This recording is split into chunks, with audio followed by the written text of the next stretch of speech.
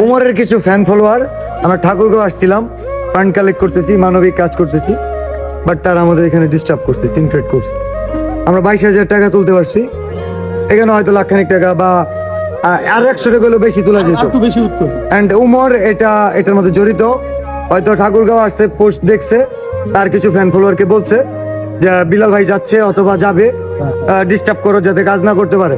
আমি বলতেছি আগামী 24 ঘন্টার মধ্যে উমরের ফ্যান ফলোয়ারদের দৃষ্টি আকর্ষণ করছি, ওরা কি করবে জানি না, বাট উমর যদি এটা নিয়ে কথা না বলে, মাফ যদি না চায় ওর ফ্যান ফলোয়ার, গাজীপুর ছাড়া বাকি 63টা জেলায় উমর বয়কট। অ্যান্ড এর পরবর্তীতে উমরের সাথে যদি কিছু হয়, থটস অফ বিলাল দায়ী না, কারণ থটস অফ বিলাল মানবিক কাজ করব, তার ফ্যান ফলোয়ার যদি এইসব কাজে বাধা দেয়, উমরের জন্য বাকি 63টা জেলা আমি বন্ধ করে দিতে পারবো। এটা লাস্ট ওয়ার্নিং উমর, এটা তোমার জন্য লাস্ট ওয়ার্নিং। বাকি 63 জেলা তুমি পা রাখতে পারবে না। তোমার ফ্যান ফলোয়ারদের এখনো সময় আছে, তুমি বলবা, আগে তোমার মানুষ হওয়ার দরকার, তোমার আগে মানুষ হওয়ার দরকার, ঠিক আছে?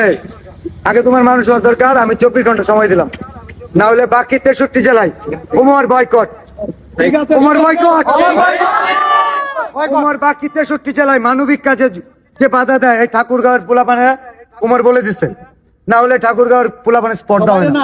আমাদের সাথে কথা বল, একজন যদি বলে আমার যদি কোনো ফ্যান ফলোয়ার মানবিক কাজে বাধা দেয়, সেটার দায় আমার নিতে হবে। উমর 24 ঘন্টার মধ্যে মাফ চাইবে, তার ফ্যান ফলোয়ার ঠাকুরগাঁওয়ের যে ঘটনা হয়েছে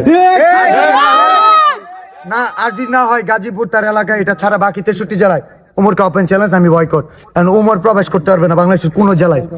ঠিক আছে, এটা চ্যালেঞ্জ না, এটা মানবিক কাজে বাধা দেওয়ার জন্য তার শাস্তি। ঠিক।